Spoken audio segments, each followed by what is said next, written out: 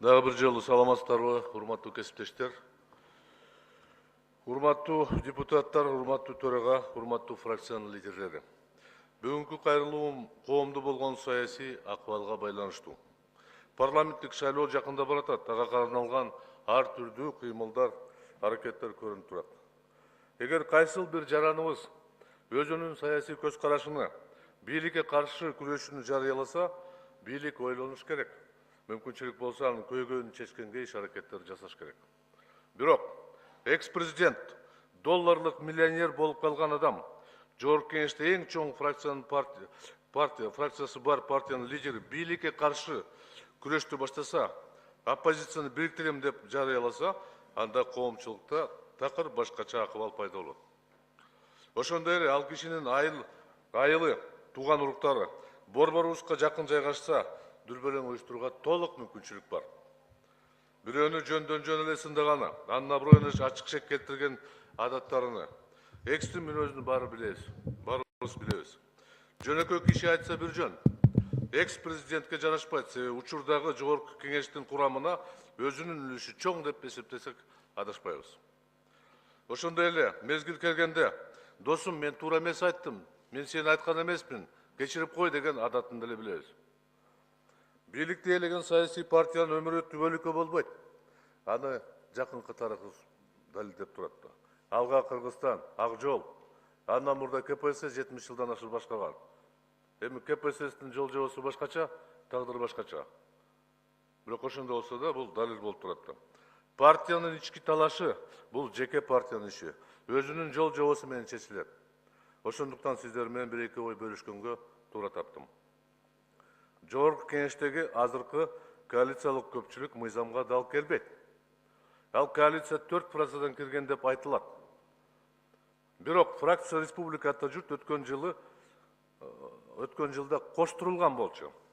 Бизде бул мыйзамга туура келбеген кадам деп эсептеш керек. Мыйзам талабына ылайык коалиция түзүлөт. Эч кандай кошуу жекеметүү деген түшүнүк жок. Бул маселе боюнча мен катты төрагага жибердим, 3 айдан бери жооп ала албай атам. Жооп болбойт да. Баарыбыз түшүнүп турабыз. Конституциянын 5-беренесинде мамлекеттик органдарга мыйзамда берилген талаптардан ашык чыкканга түзмө-түз тыюу салынат. Демек, коалиция бир жолу түзүлөт, курамы өзгөргөндө жаңадан түзүлөт. Бул мыйзамдын табигаты ушундай. Экинчиден, коалициянын негизини түзгөн фракциясын өзүнүн партиясы менен талаш-тартылаш болгон учур жалпы Жогорку Кеңешке чоң зыян келтирет. Коомчулукта түшүнүксүздүктү жаратат. Партия бийликке ачык оппозиция чыкса, ал эми ошол партиянын эң чоң фракция өзү бийлик болуп турса, кандай түшүнсөк болот? Мен саны эң чоң фракция жөнүндө кеп кылып атам.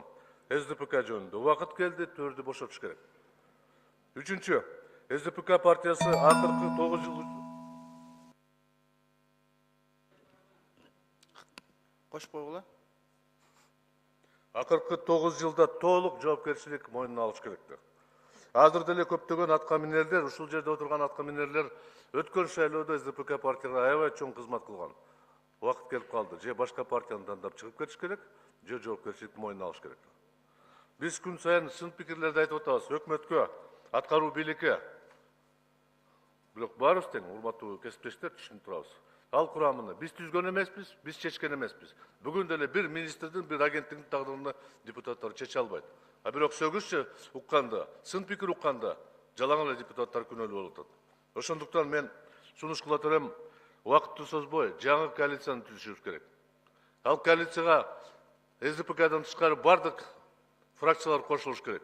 Ошондо жок дегенде, баягында жөнөкөй сөзү айткандай, жеген тамакка акча төлөгөндөй болбой калсын. Жооп берсек, аткарган жумуш үчүн жооп берели. Сын уксак, аткарган жумуш үчүн сын угалы. Ошондуктан мен ушул сунушту сиздерге киргизем. Бул процесске албетте баары бир суроо болот. Президентте катышыш керек. Себеби 1 миллион калк шайлаган президент шайлангандан баштап бир партияга тийиштүү эмес, ал бардык бүткүл элге таанымал болот. Ошол себептен негизги мыйзамдарда, баарыбыз мыйзамдарда президент шайлаган адам партиянын чыгып кетиш керек деген талап бар. Ошондуктан урматтуу кесиптештер, бүгінгі күнде біз бұл қадамға барбасақ, ертең кеш болып қалады. Уважаемые коллеги, я думаю, переводчики правильно переведут. Главный смысл – это мы должны создать новую коалицию, которая соответствует законам и работает в соответствии с законом. Сформировать настоящее коалиционное правительство и работать до выборов следующего года. Иначе нас ожидает плачевный конец. Спасибо. Рахмат.